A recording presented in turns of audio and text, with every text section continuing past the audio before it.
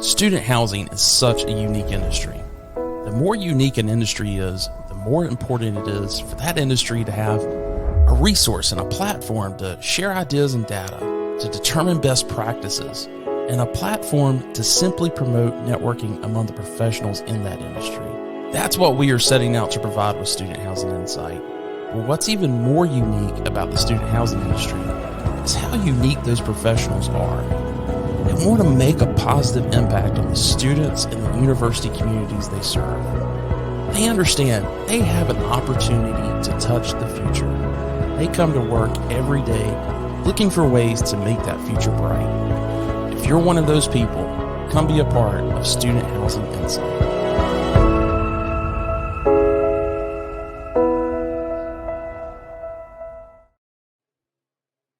Hey everyone, welcome to ShopTalk for April 2024. I'm Wesley Dees. I'll be hosting today's ShopTalk. If you haven't joined a ShopTalk before, and I know we've got a lot of folks that are joining for the first time today, we do this every month, typically the second Thursday of each month. It's just an opportunity for the student housing industry to get together, especially the operators and owners, and talk about what's going on from a policy and legislative standpoint within our industry, what is also happening from a pre-lease standpoint, because that takes up a good 10 months of the year, 11 months of the year now. So we talk about that each month. And then we also typically have some type of timely topic that we're going to discuss as well. Again, I'm your host, Wesley Dees. I'm the CEO of Student Housing Insight. If you haven't heard of Student Housing Insight, please go check us out at studenthousing.insight.com. We are simply a platform for student housing professionals to come together, share idea, data, and have a good time. So let's get into it. A couple things I want to go over with you guys up front before we bring Dave on to go over everything with what's happening in DC. I want to go over a couple of just housekeeping things. One, we encourage all of you guys to use the chat. There's going to be some questions and stuff that I'll post, that will scroll across at the bottom. There's also a great place for you to put in questions for any of our panelists. So if you do that, please just put a Q in front of your chat before you enter it. That way it's a little bit easier for me to pick up. And also we'll put out some of your comments on the screen as well. So would love to know where everyone is joining in from. Well, let's go ahead and bring Dave from National Multi-Housing Council up. Dave, how are you doing? I'm doing great, Wes. Thank you. Well, I'm excited to see you at Interface in a couple of weeks. Absolutely. Number one thing of hosting a live stream, make sure you turn off your phone. But I know you guys have been extremely busy. We had from our last Shop Talk, having conversations about the FCC ruling and broadband internet. I've had a lot of questions that have come in about that. So thanks for all that you do for this monthly meeting. It's certainly important for those that are tuning in. And what have you got to talk about this month? Yeah, so I talk about it, and I will bring that up, even though it's not a bullet point here. I apologize. NMHC had its research forum and data analytics conference this week in Nashville, and so I just came back from there and sent you a couple bullet points. But I'm certainly happy to talk about the FCC, who we think is going well past what they need to be doing. But with that in mind, I'll talk about a couple different things. First off, on the tax policy update, there are, again, we always try and focus on things that are pertinent to the student housing industry. Clearly, tax policy work, as boring as it may sound, has an impact on our industry.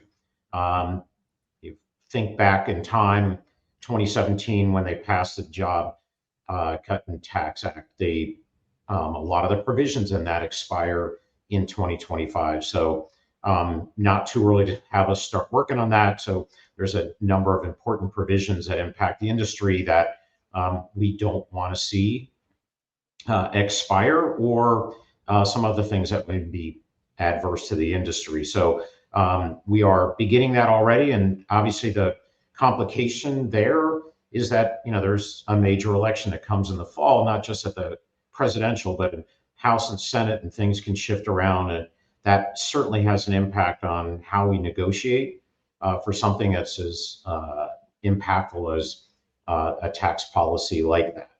In the meantime, there are a number of other provisions that we're trying to get done in a tax package this year as well, which again have impacts to the industry. But as much stuff is going on right now in Congress, the possibility of getting that passed unfortunately grows more dim, but it does have some housing related provisions in there. And so we're still hopeful, we're still working on it, but good chance that nothing's going to happen there.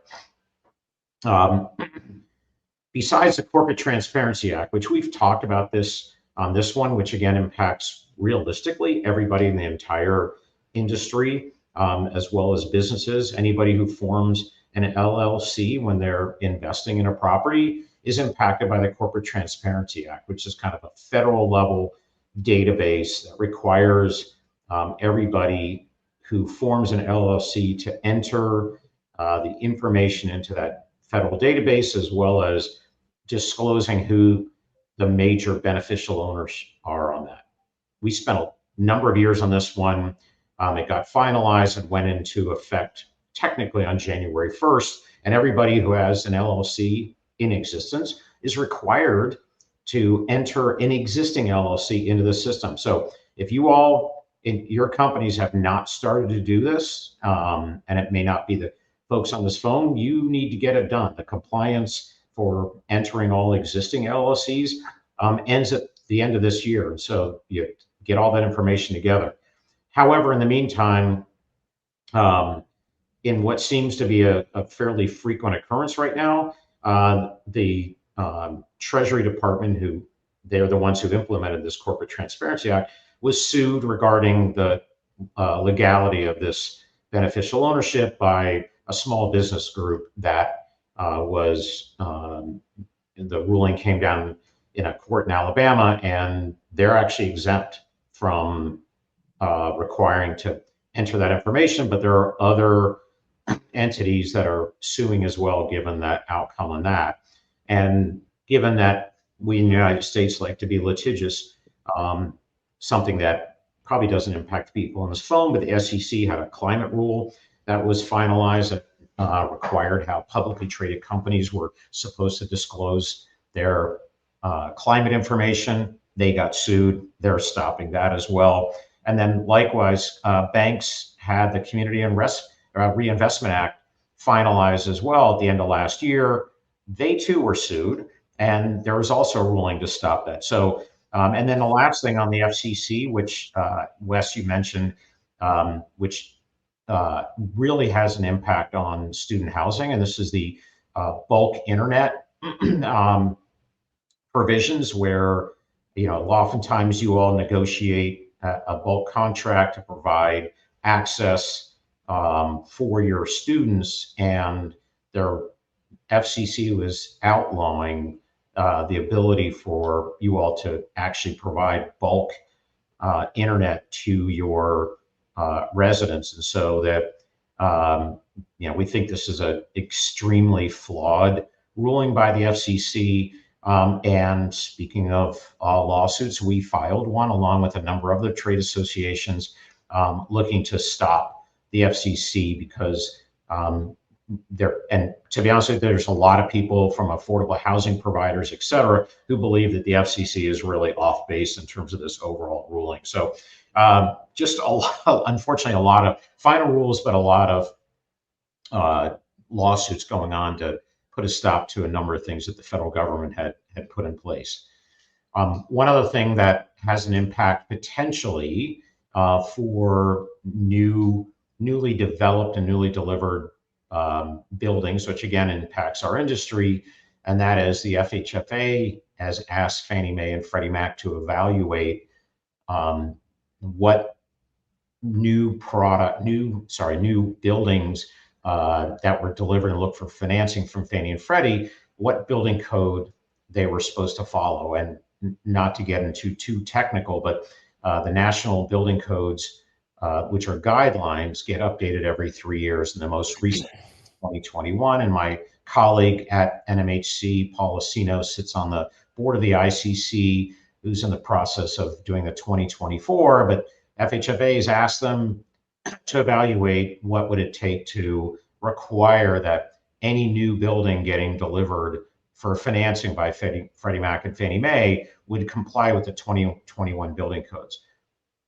Very short. The problem with that is that every state, they're up to every state to figure out which building code they want to work with, and a lot of and the most frequent building code that states are using right now is 2009.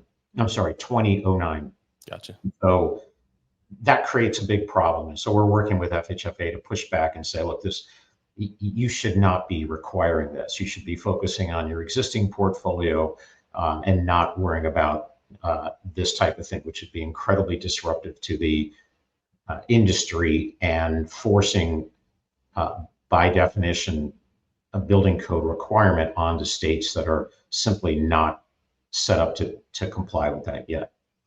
So with that in mind, I'm going to stop there.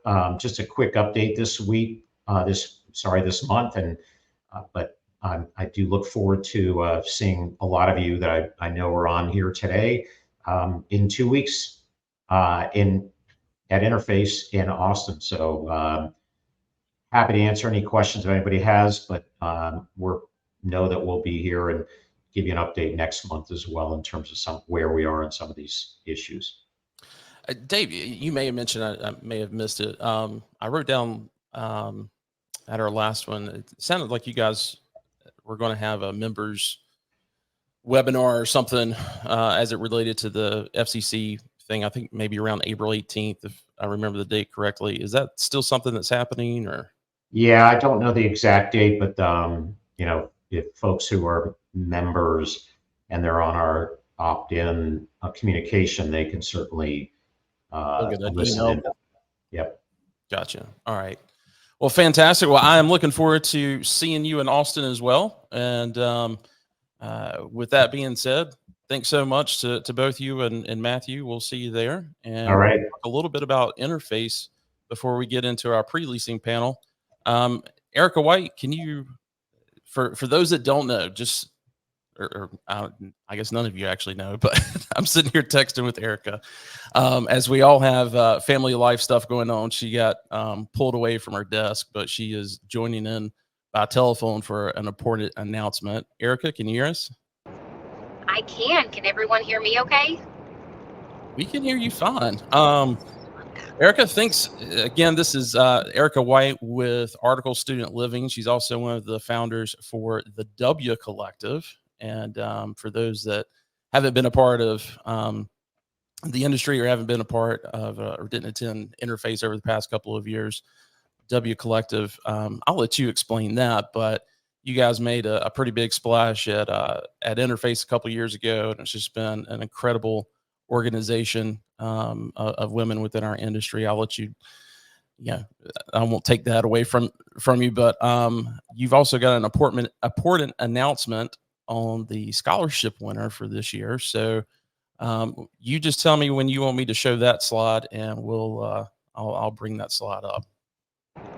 Yeah, of course. I will go ahead and just give a little bit of background on the scholarship. So for those that don't know, I'm Erica White, Senior Vice President of Technology and Strategic Initiatives at Article Student Living, and also a co-founder of the W Collective, which is a networking forum across specific student housing. And so our goal is to really empower women in our space, give and showcase, things that have worked for us and learn along the way from those that have been in the industry, and really merge that together for representation and, making a way for work to work for women all around, but specific to student housing. So Wes, thank you so much for your support. You all have been such a great supporter of the W Collective.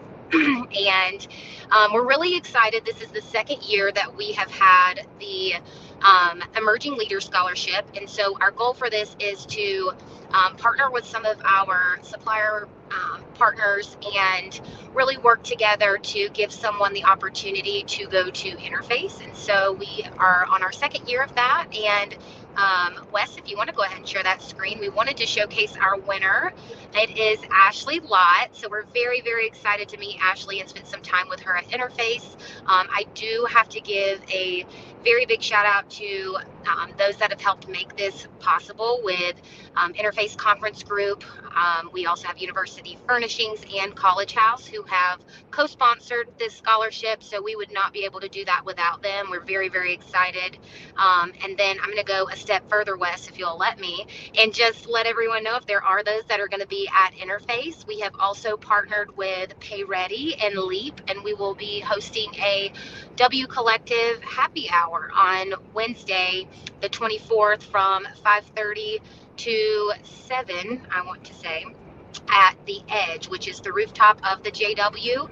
So there will be lots of opportunity to connect, to touch base, and lots of food and fun to have. So absolutely.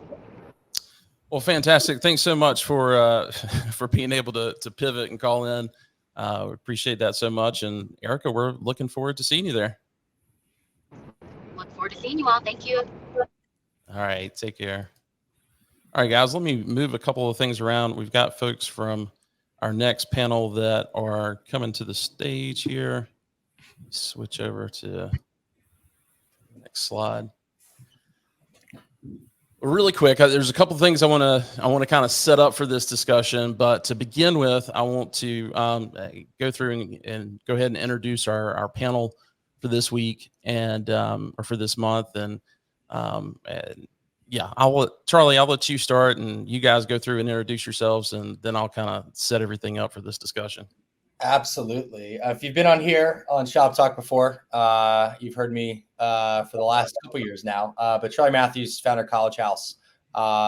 Excited to chat through, I guess, our April state of affairs, pre-interface, leasing metrics, and everything in between. Joined by some lovely panelists today. Been in the industry a lot longer than I have, and I will turn it over to Stacy to start with some introductions.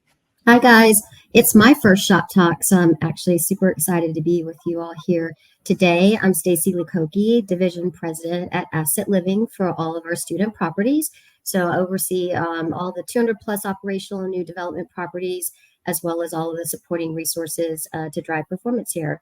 And I think I've been at Asset for 9 years, and then I'll hand it over to Zach. Thanks so much, Stacy. This is also my first Shop Talk, so I'm just excited all around. But my name is Zach Newman. I'm a director of real estate for Greystar. I serve primarily our P3 on-campus assets with a main focus or a large focus in the Lexington, Kentucky market at the University of Kentucky. So I will turn it over to Ben. Hi, y'all. Ben Modleski, Managing Director of Strategy and Research at Core Spaces. Been with Core since the very beginning. Been in the industry since 1996. That probably dates me a little bit here. Excited to be here, and thank you for inviting me, Wes. Well, thanks to all of you folks for agreeing to give us the time. And Zach, we all recognize the blower in the background. I'm assuming today is mow the lawn day in Lexington. So lucky day. Well, guys, really quick, let's kind of go down a little bit of what's happened this leasing season and how things got opened up. We actually did a webinar that wasn't related to everything with that was going on with Shop Talk. It was something separate that we're doing because that we did in actually mid-September to kind of kick the leasing season off, because things were really in people were starting to hit the ground, not just our staff, but also we had folks that were students that were coming in that remembered the rush from last year, and they were like, hey, I want to go ahead and renew. I want to go ahead and sign. And so September, the latter part of September, everybody was talking about, it seems like it's going to be a big rush again. And these dates that you're seeing here are all the other Shop Talks. I think December 1st that's the data. That I don't think we had the Shop Talk on December 1st, but this is how pre-leasing has been trending year over year. October 9th, 0.8% behind, so pretty much in track. November we're almost 2 points ahead year over year. 1st of December, it's back to, being right in line. Same thing with January. February, we see a little bit of falling behind. And then last month, we had something new to talk about because we were 2.3% behind year over year. And no one was really freaking out about it. Everything with rates we were still showing above 8% year over year with rental rate increases. But when I started moving into the second half of March, I started having a lot of conversations with folks that it was a little strange. I could sense, some worry in their voices. They were having properties in certain markets that were falling behind. And we were all talking to each other about it. We had some folks these were some of the quotes that I wrote down from it. Across our portfolio, we're seeing properties struggle that's never struggled with leasing before. And one of our ambassadors, I think, was really freaking out because she'd seen the first gift card that she had seen being promoted in 3 years. So that got us talking with the leadership committee, and the leadership committee said, Wes, we want April's Shop Talk to kind of focus on this. Let's don't do another topic. Let's look at that. And we, of course, started asking ourselves, what are some of the things that could be causing it? Some of the things that were listed as possible factors is, large concessions at conventional properties, just general pushback on rate increases. We all have been talking about the Gen Z enrollment cliff that, no one really knows when it's going to come. Some say 2025, some say 2030. And then something else that came up was financial aid delays or FAFSA delays. And we'll get into talking a little bit about that right now, because that's something that's in the news right now. It's getting a lot of attention, and I wanted to bring on this particular group of folks to talk about, what they're seeing. But before we get too far into that, I want to go ahead and bring up Zach and have a conversation with him, because he oversees a large P3 portfolio in Lexington, Kentucky. I think, what is it, Zach? 6,700 beds? 6,850 this year, north of 7,000 due to oversubscription. Right. So your relationship, Graystar's relationship with all their university partners, this is because of that. This is something that you guys have been following pretty closely. So, over the past 3 weeks, as I've had these conversations, I've had a lot of people just ask what's going on with this, because until about 2 or 3 weeks ago, this was not really in the mainstream news. So catch everybody up for us, if you would. Yeah. So just for those who don't know, FAFSA stands for the Free Application for Federal Student Aid. It's a form that current and prospective college students complete in the U.S., and it's used to determine their individual eligibility for financial aid. Historically, that application goes live on October 1st. Most recently, however, it was delayed all the way until December 31st. So nearly a 3-month delay, and compared at least to the historical timeline. Yeah, and I'll pull up a couple of news clips here. I think this one's actually from Forbes, but this was something that last March they knew that this was going to be an issue. And I kind of take it back 3 years to 2020. Congress basically put out in front of the Department of Ed this mandate of, hey, you've got to change FAFSA because it's too cumbersome. You need something really simple. And that was the challenge that they were given. And starting this time last year, they said, it's not going to be ready for October 1st like it typically is. We're going to shoot for December 1st. Yeah, I think the delay can largely be attributed to those changes in legislation. The FAFSA form itself sort of went under a revamp to a new digital form, had less questions, but unfortunately, it's just encountered technical difficulty after technical difficulty. And once it did go live, things continued to go off the rails realistically. The Department of Education has just identified several formula calculation errors, which only extended the delay then of delivering information to the higher education institutions and ultimately to students. What we've seen in the past few weeks, especially the last 2 weeks of March, is that now applications are being processed, but unfortunately, those processed applications are just riddled again with errors.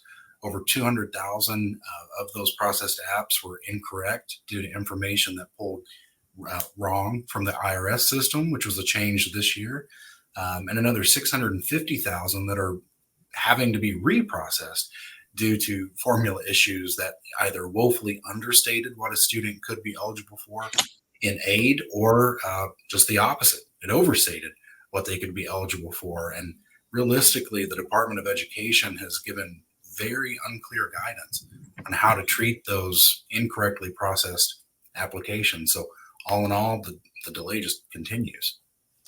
Yeah, and yesterday there was actually a House committee hearing on it. That you got to give everybody in Washington their chance to, anytime a problem comes up, to point the finger at each other. It was mostly Republicans pointing, at the administration, and Democrats pointing at the contractor that was hired to do this. But I wanted to just play a short clip from the Fox affiliate in DC yesterday, kind of summarizing what was discussed yesterday. Let me show that really quick. Welcome back to the program to help college students determine how much federal aid has been facing technical problems for months. Congress now turning up the heat on the Biden administration and the Department of Education to fix it. Fox 5's Tom Fitzgerald live on the Hill tonight. And this is a time, Fitz, where you have parents and students looking at colleges. They want to know how they're going to pay for it. What's going on right now? This is a problem. It hasn't been fixed yet.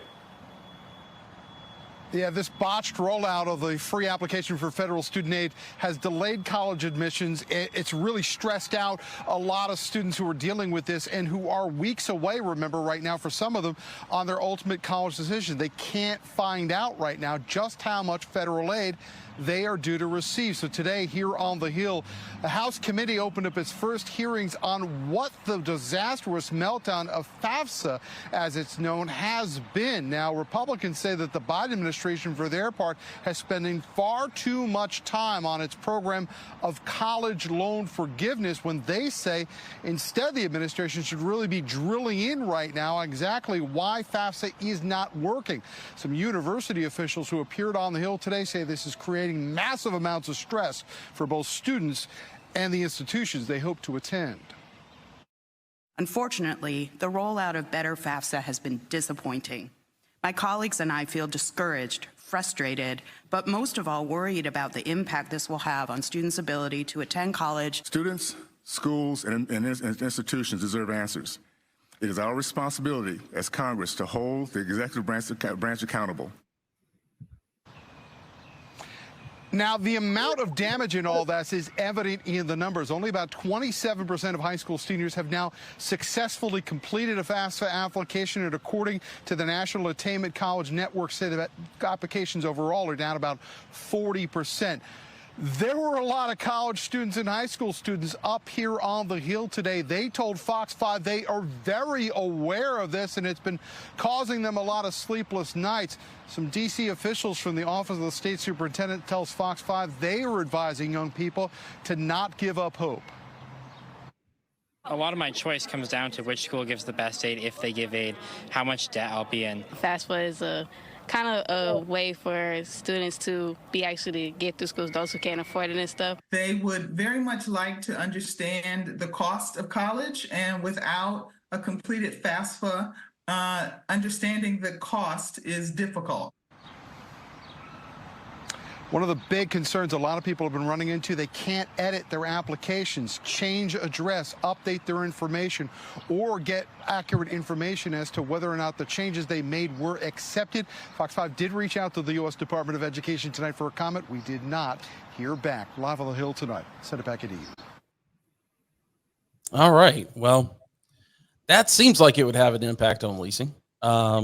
We'll get into that with our panel and see what they're experiencing. But Charlie, before we go to the numbers, I just wanted to point out, hey, I'd love for you guys in the audience to use this, to use chat to kind of talk about this. We want to know, are you seeing students that are not willing to sign a lease because they are waiting on financial aid letters?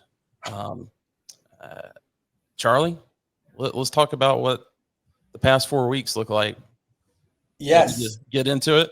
I'm ready to get into it. And full disclosure, I'm not as up to speed on the FAFSA situation. And, our panelists here will talk more in depth about their thoughts around that. But yes, April, good to be back here. I'm trying to think of the word I would describe things right now. I think generally speaking, like there has been some slowdown in specific markets, right? And I think anytime someone asks me about student housing or whatnot, and of course you have to add the disclaimer, every market is different. So generally speaking, if we look at the performance nationally from a year-over-year perspective, we're sitting at 69.5%, about 2.2% behind again nationally, 280 markets across the subset here. Where to put that into context, last year being the behemoth of velocity that was experienced in student housing, we're still in line from a strong fundamental perspective. I think this is roughly about 6-7% above where the numbers were this time in 2022 as well. So you're still seeing strong outperformance. Again, if you put things in context from a historical standpoint, I was looking at a few markets as well, and the numbers here, we're still outperforming in a lot of your Southeast markets too, even though it's showing about 2.6% behind, 6, 7, 8, 9, even 10% ahead of where things were in 2020, 21, and 22. So putting that into context, again, it can't just continue to run up forever, but we're still relatively in line from a year-over-year perspective from a national pre-leasing. Yeah, I mean, I've got to tell you, based on what we saw, 2.3, so it was actually a little higher in March.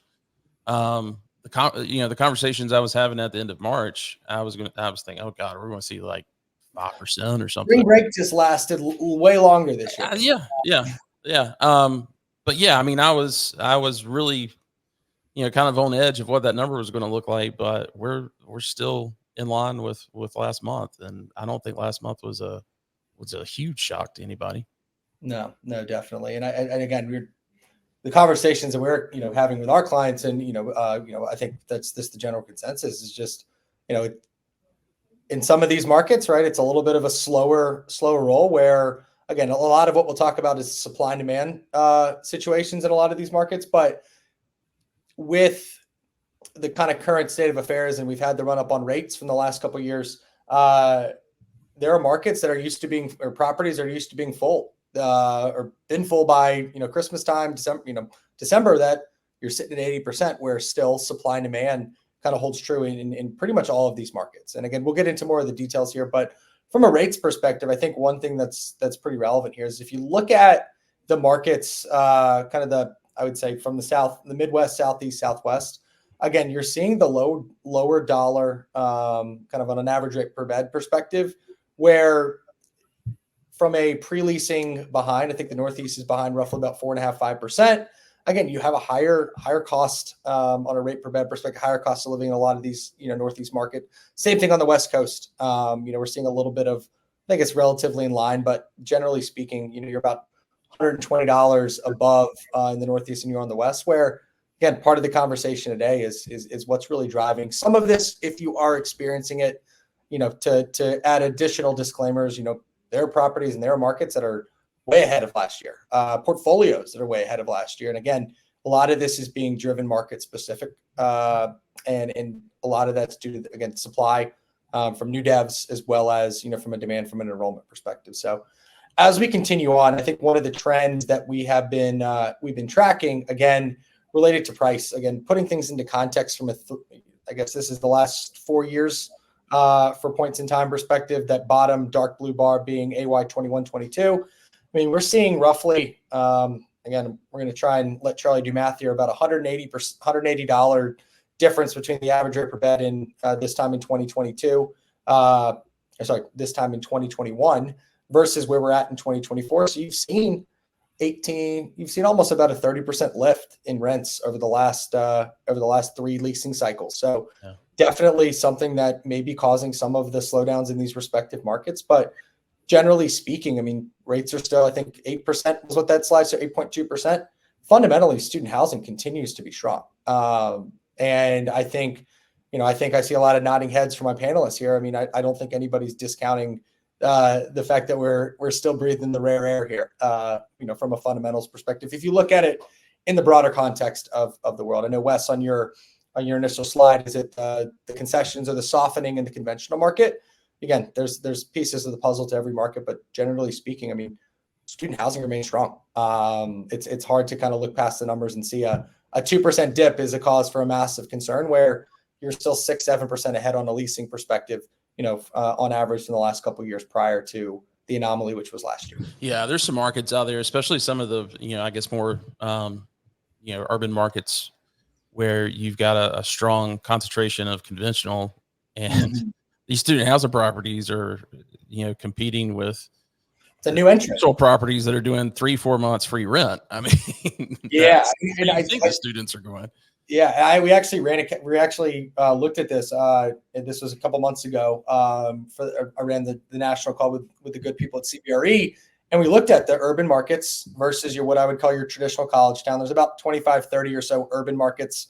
Think your large metropolitans, the Seattles, Minneapolises of the world, and the average occupancy, the average leasing velocity, and the average rate growth were, again, on a completely different spectrum. Still in the 90% on occupancy.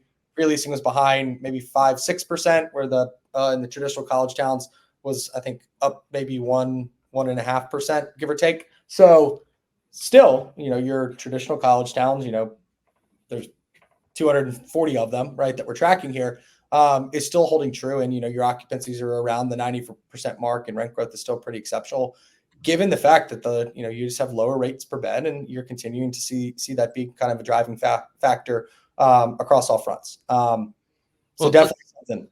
I want to go to Stacy and Ben and just ask you guys this question. I mean, Stacy, you're managing the second largest portfolio in the industry in this country, and the largest third party manager in the country.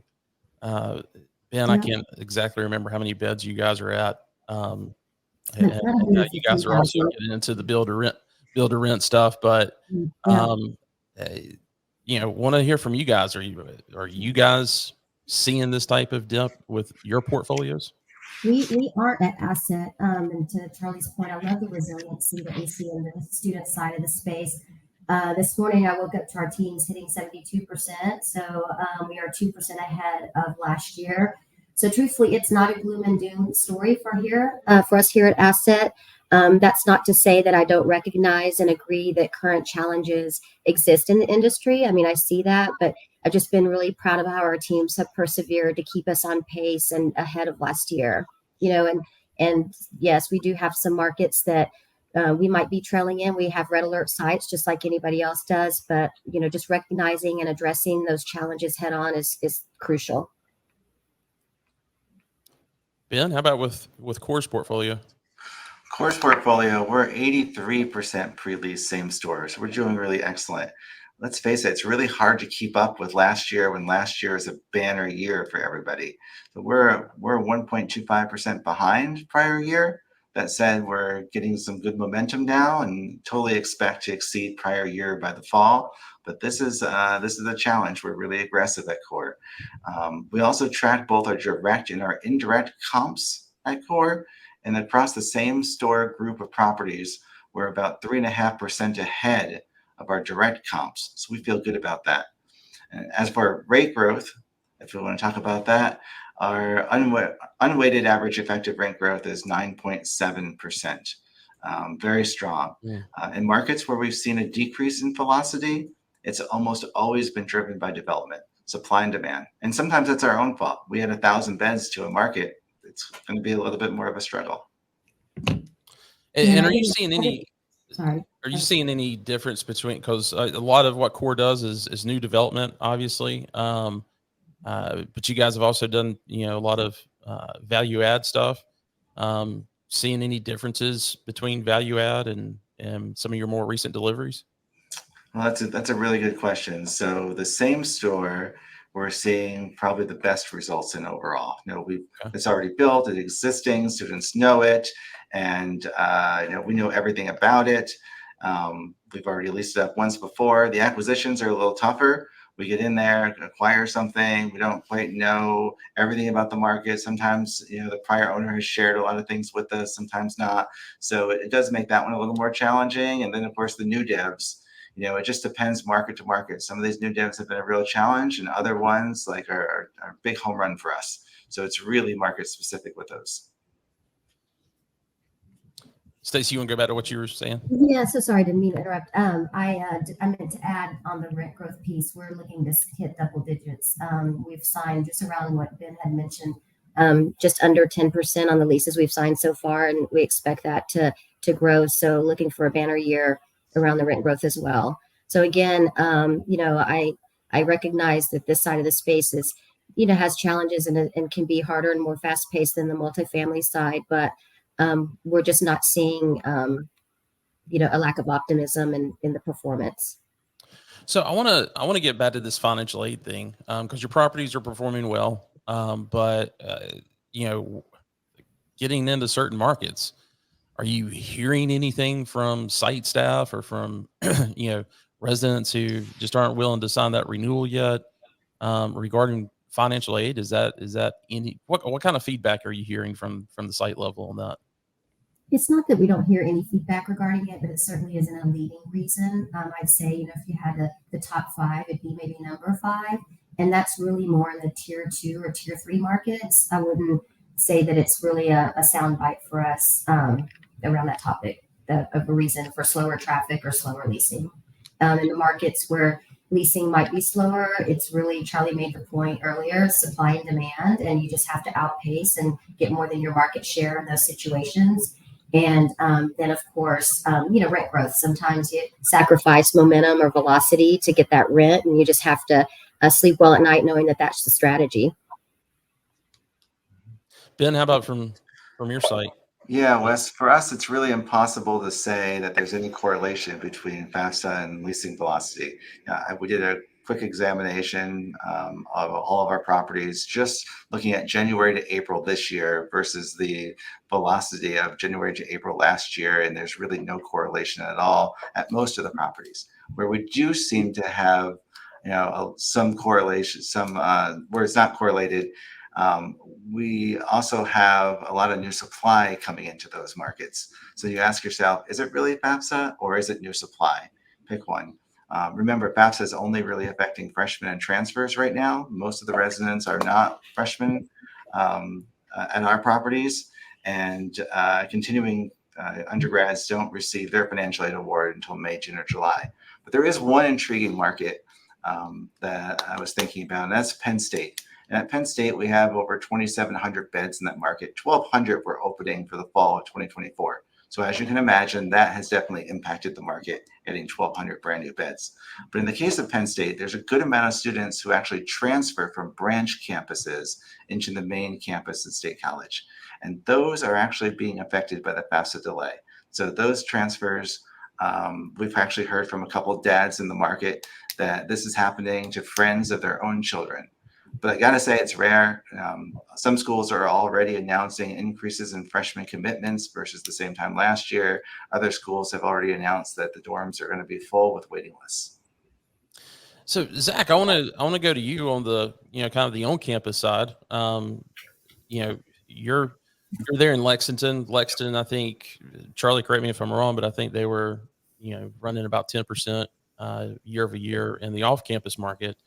How is the financial aid delay? How is that impacting, obviously, the housing department and the folks at UK with assignments? And what are you hearing from other Greystar university partners? Or are they talking about this delay causing any issues? Yeah, I can speak directly from some experience here. We've made it pretty deep into the leasing cycle for these on-campus properties. And we are hearing directly from some students that the delay in the FAFSA processing, it is delaying their decision-making as well. But to Ben's point, it's really centered around new students. Right now, what we're seeing is that returning students aren't as skittish about signing that lease either on or let me just ask for a point of clarification there. When you say new students, are you talking about all first-time students, or are you talking about transfers as well? transfers as well. And we're seeing that sort of across the board. Those who just don't understand what their financial aid package may look like. And because we're hearing from returning students, as we would call them, a sophomore or plus, who've been at the institution before, they can reasonably expect what that financial aid package may look like unless they had a material change in income at the familial level year over year. So they're making those decisions. And right now, what we see is that more upperclassmen are receiving a housing assignment because they're more confident in what next year looks like. But I think there's a concern that once first-time students start to see financial aid packages and they make commitments, it may bump some of those upperclassmen back off campus. So I think it's right now it is a frustration point for university partners, and we're hearing that at many of the P3s on campus. But they're moving forward, whether they delayed their commitment date or not. We're moving forward with the leasing process. Gotcha. Well, it sounds like there's not, that big of an impact. I'm kind of torn on this because it's kind of like, oh, there it is. That's what we can blame. And, it just doesn't seem like that's really the case. I mean, we'll see how the rest of the leasing season, how that ends up panning out on things. But again, Charlie, to go back to the slide earlier with, just being last month we're 2.3, this year we're 2.2. I'm not saying it's not happening in some markets, but it's been alluded to, but it doesn't seem to really be, a big cause. But that 2.2%, that's the average, right? So on either end of that spectrum, there's some pretty wild swings. Yeah. You've picked out some markets that we want to get into. I'll pull those up here in just a second, but I'll let you take it from here, and let's jump into some of these single markets. Yeah, for sure. No, I think, kind of hit the nail on the head. As we look through, and specifically, let's go back to the floor plan one real quick, because it'll help kind of contextualize a couple things.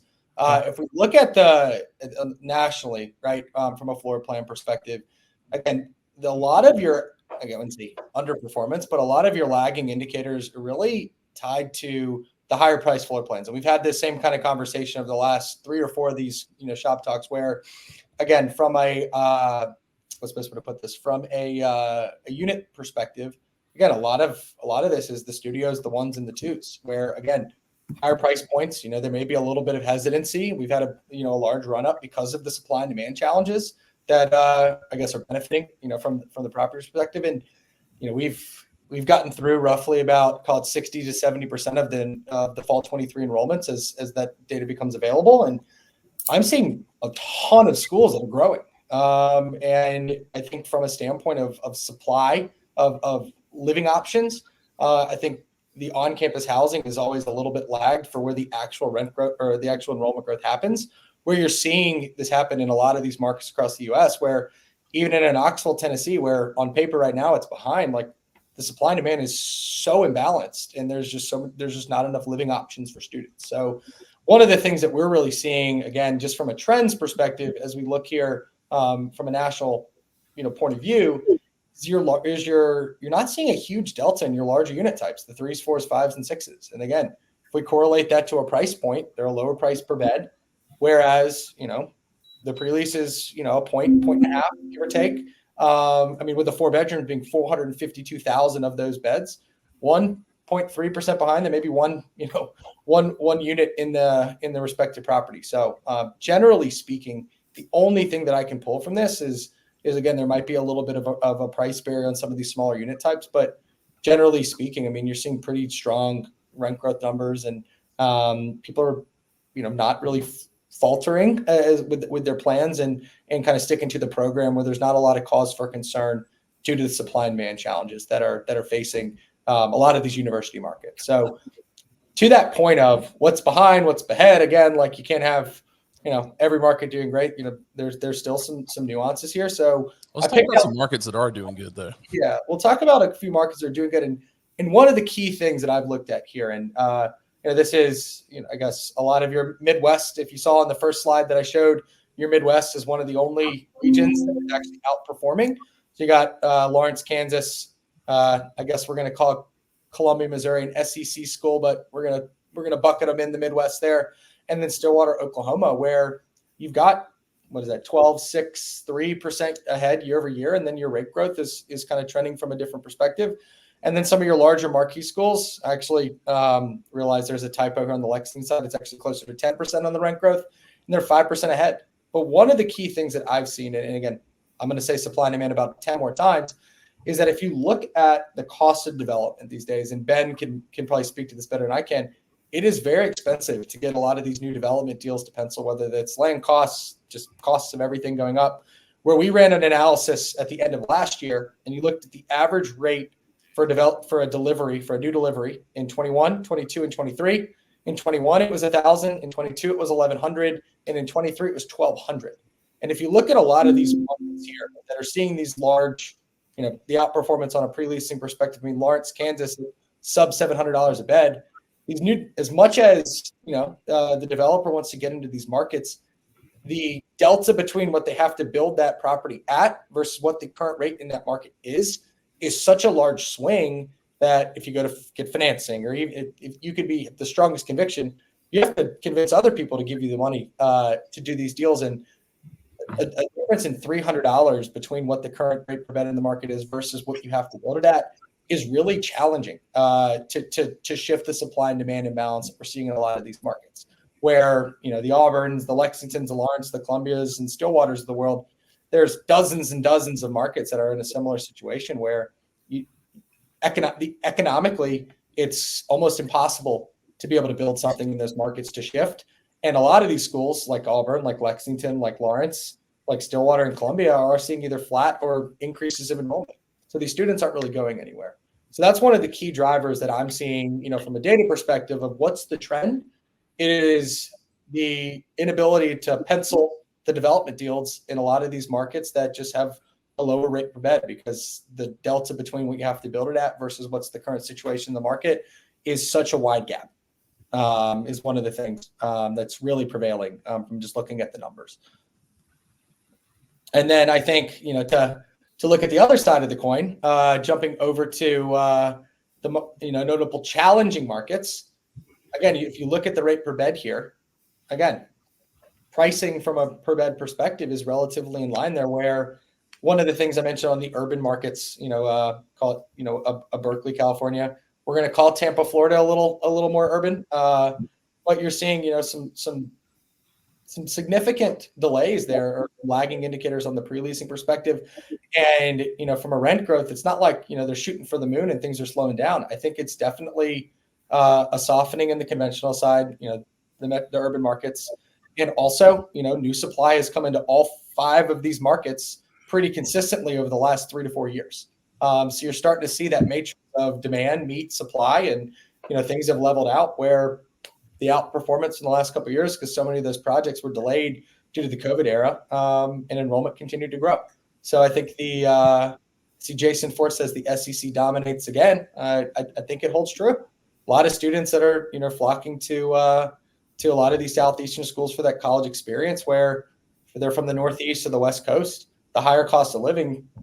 Go to in Auburn, Alabama, and it's $900. That's, in comparison to where they come from, it's way cheaper. Is the easiest way to put it. I mean, Stacey, I want to just something I noticed here on this average rate per bed. I'll go back to the other one. And I don't, what do they say? Correlation doesn't mean causation. All of these that are trending ahead are all sub, average 1,000 per bed. And all of these are, and you've got a good mix of, urban, urban and land grant type of universities. Yeah. So again, like it's, I can't point. I even asked a couple of people, like, should I run a report that shows, the FAFSA delays? And it's like, versus pre-leasing velocity, it'd be immaterial, because so many of these different markets are, again, different story, but you can't point the finger there. The things that are challenging is driven by supply and demand, which, I don't know how much I paid attention to my Econ 101 class, but I think it's really running its course in the markets. We're seeing some lagging indicators on, where I know groups that are in Tempe and in Tampa last year were probably full, close to full this time. I mean, 89% as a market would have been for Tempe, and making me do math on the top of my head, 81% in Tampa. There's definitely some significant slowdown there. Quick question for you, Charlie, from Mike Kivitz at Price Company. We've seen a big decline in Tallahassee, but College House shows it as top market. Are others experiencing similar issues in Tallahassee? So for the folks that are out there, please put it in the chat what you're seeing if you want to reply. I'll add a disclaimer to that. That is a spot weighted average of beds with occupancy, average rate, and pre-lease versus the national average. So a market like Tallahassee with 30,000+ beds, 96% current occupancy is going to show up a little higher than others. Gotcha. So just to note that there's been some enrollment declines over the last couple of years, and there's one of the largest pipelines that is coming in Tallahassee. So it's definitely something to keep an eye on as it relates to what could happen here over the next couple of years. Yeah. Well, hey, I want to ask in the final minutes that we've got here, Stacy and Ben, anything with these markets that you're saying, that you're observing, your teams are observing that, might add some additional insight? So on this chart here that Charlie has, I'm in 3 of those markets. And truthfully, I think using the market trends that we have that go back 7, 8, even 10 years so that we can do things like setting rates early, even before, during turn, so that we're ready to launch is what's positioned us to be successful.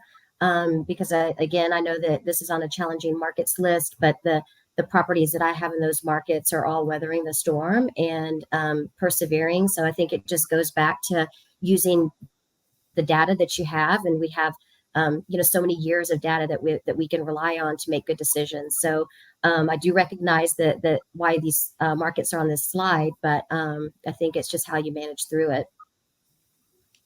Yeah. Ben?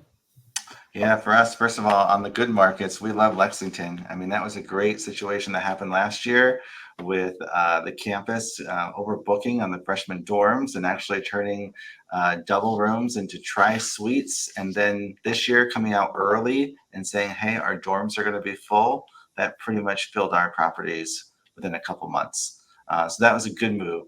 Over at Berkeley, I think for us there, we only have 238 beds, but we're watching this carefully. We actually have some input there. We ran a study in that market that showed that 61% of the individuals that we surveyed were living 10 minutes or more away from campus. So they're opting to walk or even bike or take a bus with multiple stops to get to campus because the multifamily housing further away was impacted by the tech jobs leaving the area and therefore dropped their rates, making it more enticing for our students and that we're going after to move further away. So to hedge against rate challenges there, we actually modified plans for our next development in Berkeley to include a higher number of price sensitive unit types, including bunks and pods and other designs that can help ensure affordability. Well, Ben, I want to ask you too. I mean, because the commercial market, the office market there has just, so much of that stuff in San Francisco just sitting empty. Yep. Are you seeing folks that are looking at possibly converting that? We haven't come across that yet. It's a little further away. I don't really expect that, but yeah, that hasn't come up on the radar yet. Good idea. Over in Clemson, our management is hearing there that the residents are kind of waiting for the best deal. There was an article last week in the Tiger talking about the Clemson housing epidemics out of hand, stressing that rent was too high. Wall Street Journal did an article that highlighted 2019 Clemson rates. Starting in 2019, the rates in Clemson have risen faster than maybe any other place in the nation. But we feel good about Clemson because just this past February, the school announced that they want to reach 50,000 students and they're going to grow enrollment by at least 2% every year. So who doesn't like that? Well, let me tell you, I've lived in the Carolinas all but 8 years of my life, and that is so not Clemson. For the longest time, they pretended to be, kind of this. They wanted small town feel. Well, it's not just a bunch of small town Phil. They wanted to be exclusive, and the state legislature every year is like, you gotta accept more of your state universities. Yeah, and actually this year they had 23,000 undergraduate students were admitted, 3,283 applications fully committed to Clemson already versus 2,598 same time last year. So FAFSA didn't slow down at all the number of freshmen committing to go to Clemson. However, they actually came out and said that there's a 3% decline in applicants from underrepresented populations. So that they're attributing to some FAFSA delays. So, I think that's the concern. I think the larger concern here with FAFSA, going back to our original talk, is that, what if these individuals, these incoming students, do not fill out their FAFSA forms? They believe it's too complicated. They just get frustrated by it. They're not getting the help that they need. And then they decide not to enroll in school this year. Then we would see an enrollment drop. That's something that none of us want to see. So that's something that we're kind of keeping an eye on. FAFSA right now is important, but even more important in my eyes is, are we getting those students that are underrepresented to actually get the form filled out and get enrolled somewhere so we can keep that college population high? Well, great. Well, guys, we are at the top of the hour, so I want to be respectful of everybody's time. Thanks so much for being a part of this and giving us your insights. I'm glad that both Asset and Core are not taking it on the chin like some of the other operators and property managers I've talked to over the past few weeks, and it looks like everything is I think it's going to all equal out, but we'll see what happens next month. Guys, thanks so much. And next month we are currently planning on Tuesday, May 14th. So a little bit of a change. It won't be on a Thursday. So looking at Tuesday, May 14th. So put that on your calendar. We will have that also available on the ShopTalk website at shoptalk.info for you to register. Guys, if you got any benefit out of this, please share this ShopTalk with your colleagues and share ShopTalk or ask them to please register for future ShopTalk. ShopTalks at shoptalk.info. That's a lot of ShopTalks. So thanks so much, guys. See you in Austin. See you in Austin. Thanks, See you, Wes. Take care. Thanks, everybody.